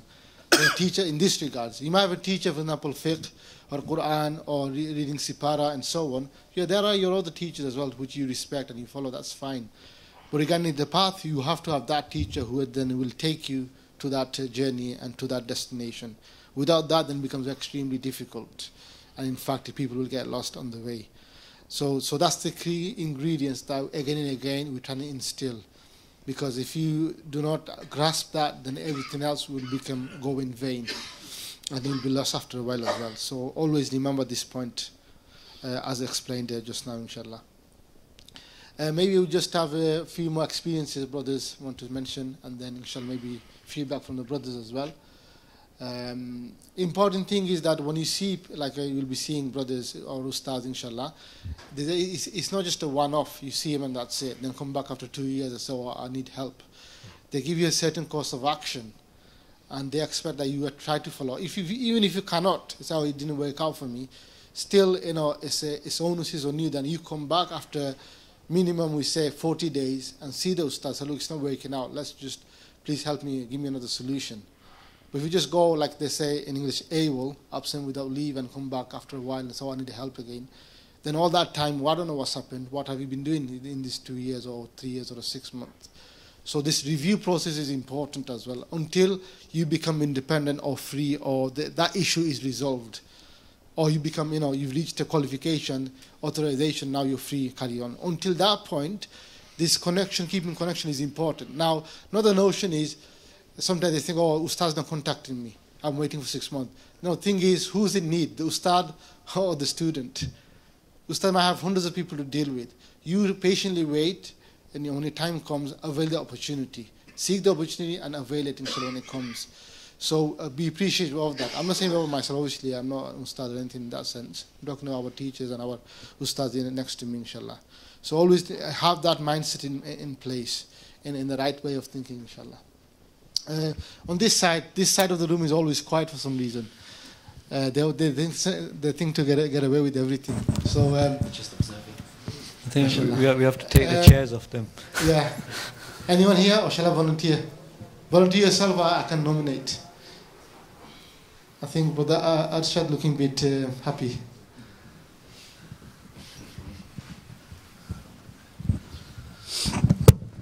Bismillahirrahmanirrahim. Well, I just actually, trying to practice the lataif, and I'm trying to manage the see the lights, all of them, and when when they say travel the spirit, yes. And I just feel I don't actually see anything. Mm-hmm. And just follow the, when they say, brother, we've been to Morocco, we've been to Medina Sharif. That's all. I actually only think with the brain. That's it. That's good. I mean, answer to this you've already received now. Before, and Ustad Usman mentioned, the feeling sometimes comes before the actual seeing. So that you're on the right track then, if that's the case. Even if you're thinking with your brain, like you said, even that is the right reaction. Because without that, then you can't go to the next step, next stage as well. So the main thing we would advise is that whatever stage you're at, keep practicing with the right methodology and the thinking process. Only with practice you'll get better and things will improve, inshallah. If, for example, like, I'm not saying to you, but I'm just saying by myself, I'm sat here now in the month of Sha'ban, and next time I'm come here, maybe next Sha'ban, and say, oh, it's not really working out. I'm thinking through, and then if I ask you when was the last time you did this, or 1 year ago, then obviously that shows that you need more training and more exercises. And like the teacher said, that really this improves that when you make your own effort in your own time. You could do it, obviously in here, as well as when you go back to your homes and your own localities. That when you practice this again and again, and then keep in touch with the ustad. Look, I'm struggling with this aspect. Only through this effort and regular trying and keeping in touch, consultation with Ustad, where things improve slowly, step by step. This is like, you could say, intensive, like a quick refresher, booster, you could say, crash course, to get you up to speed. After that, you still have to continue the journey as well. And then you see, things are improving step by step, inshallah. Yeah. I think what we'll do now is just hear the feedback from our Ustads, inshallah, from this session, and then we'll conclude. And then I mentioned what to do, what we're going to do next after this, inshallah. Okay? Yeah, I think it's mentioned. Okay. So inshallah, just a few things to mention, and 5 also people. First thing to say is many people come and ask for their one-to-one obstacles, and many people since yesterday have come. And the first thing to know is that from the person who sees this is very uncomfortable, matter to even share with other people, because it's uncomfortable to look at other people's shortcomings and their mistakes or sins and things like that. When having, any experience, spiritual experience, the purpose is Allah subhanahu wa ta'ala and the Holy Prophet sallallahu alaihi wasallam, not to see other people's shortcomings. It's dangerous for the seer. If the seer is seeing other people's mistakes, then that can bring about arrogance and pride in them. So it's like walking on fire or earth that's just about to collapse. It's a very fine line between safety and danger. So that's why we have to protect ourselves with the correct thoughts and so on. But that's what was the one that was mentioned in the humbleness thought right at the beginning? Does anyone remember which thought was used for humbleness? There was 2. Go on, Brother Zafar. That see other people as being better than yourself. Older people will have more good deeds, and the younger people will have less sins. That's older people will have more good deeds than you, and the people that are younger than you will have less sins. That was one of them, but there was another one after it, and I actually mentioned that one for my sake, for me, because of this. So what was that one? Yes, put at the back. I see countless sins in myself. What I might be exposed to of someone else is a handful of sins here and there. So I know with certainty that I have more sins than what I've seen of theirs. Exactly. So mashallah, that is a shield. These humbleness thoughts and shukr thoughts, they are the real muraqabas, because they are muraqabas of purification. And these are the muraqabas you're hearing are muraqabas of enlightenment. But these are muraqabas of purification. That one is a very powerful one, that I know all my sins and mistakes. Millions, maybe 100, Allah knows best how many. But yours, 1 or 2. And I'm not allowed to think that you have a sin which you don't have. If, for example, many people look at na-mahram accidentally, maybe intentionally. But I can't say or believe that you look at na-mahram unless you tell me that you do, or you give others evidence. If I assume that you do that sin, that itself is a sin. So if a person assumes that you have a fault or mistake, that itself, that of that person, that is a sin. So a person, if you want to compare yourself with anyone, I have to compare all my sins with your 1 or 2. That's how, if you want to do a fair comparison, that's the fair comparison. And you will also do the same thing. And when you look at it from that perspective, the other person is always the better one. The other person is always better. So, and that's the reality. So I only say this because those thoughts of humbleness and those muraqabas are what protect you. And without the protection, then this is more harmful than beneficial. So, as mentioned, one person has all the lataif cleansed, but has relationship for the past that are not resolved. And he is his own obstacle not reaching Allah subhanahu wa ta'ala now. He only needs to forget himself. So for some people, they've done everything that their mashayikh have told them. They're doing the purification of the body, mind, heart, soul. They're doing the lataif. They're doing everything. But the one thing that they've neglected is the many years of the past, that the people that they've hurt, they've not gone back to try and resolve them. So there are many ways to do that, but that is a different topic. So try and resolve those matters with those people. Ask Allah subhanahu wa ta'ala for forgiveness, for their forgiveness. Send them a gift. If you owe them something, compensate it back. Make a list of these people that you believe you might have hurt. And a person just needs to be in the 2 things. Make a plan and be in the process. And number 2, make the intention to complete it. If they do those 2 things, that obstacle in 1 day is removed. 1 day. Today. So, but you have to be in the process and the intention. The second, another one has all all the lataif are cleansed except the blue ones. So the blue one, the light blue one, relates to your speech. If a person is sinful with their tongue in this world, then they will not be able to communicate in the spiritual world. If you are saying bad things and backbiting people in this world, slandering, lying, swearing, then in the spiritual world, you won't be able to communicate. And if your eyes and your ears are looking at things and hearing things in this world, then in the spiritual world, you won't be able to take information in. So the light blue one is related to giving, interacting in the spiritual world, you interacting, and the dark blue one is related to you taking in information in the spiritual world. So this person's, both of them are the blockage, but yet most of the lataif are done, body, all other things are good. So, but he listens to backbiting without realizing it and doesn't say anything. So this person, he's a good person, but he listens to other people, but he doesn't say anything to them when they're backbiting. He should.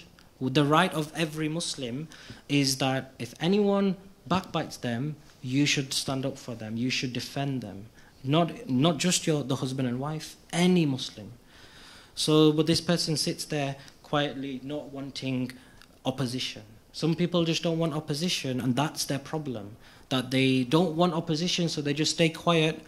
But for Allah's sake, for the Prophet's sake, for Deen's sake, you sometimes have to speak up. So he allows the negative words from these people to influence his negative thought. So when they're saying bad things about these people, and you've listened to it, now you're having a bad opinion of this other Muslim, and that has now stayed in you. So that's how this one person is being influenced. If they removed that, then they would be able to speak and with the mashayikh in the spiritual world. Inshallah. Third person out of 5. Another has all lataif cleansed, but their problem is allowing the nafs to be comfortable. So all the lataif are clean. But the one thing which is stopping them from coming forward is the nafs likes comfort. And the nafs is comfortable where it is.